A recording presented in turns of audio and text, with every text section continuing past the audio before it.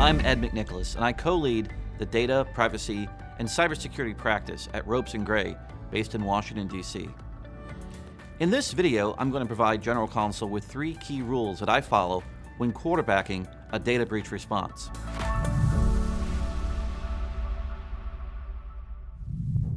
Make no mistake, data breaches are often fast-moving, complex, and consequential. More than one company has suffered more harm from how they responded to the data breach than the data breach itself. In the middle of that swirl of technical, legal, operational, and financial issues, many companies look to the General Counsel for steady leadership, just like a confident quarterback in the pocket making a great pass. I like that analogy. Data breaches can certainly feel like football. Unexpected blitzers are coming in, time is limited, there's a real chance of getting sacked, and things rarely go the way they did in practice.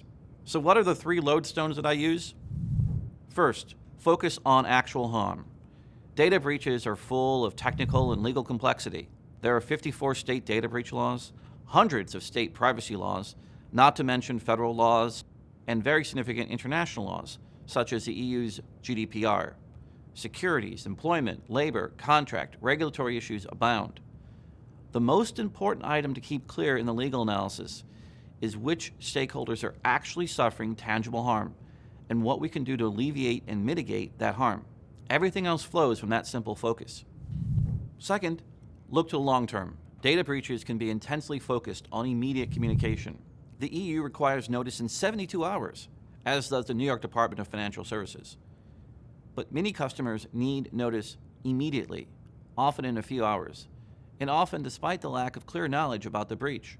In that environment, the crucial legal focus must be to realize that the success of the data breach response will be measured in the long run.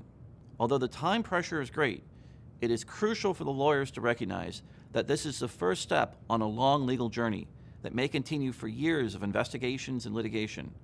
And the key decisions made during the breach response can set that narrative.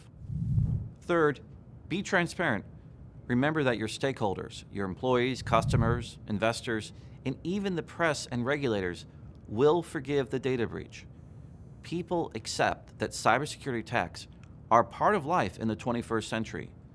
Your reputation will not be destroyed because a hacker got into your systems. What stakeholders tend not to forgive or forget are efforts to be less than transparent in the response. There is an art to presenting facts in the most reassuring way.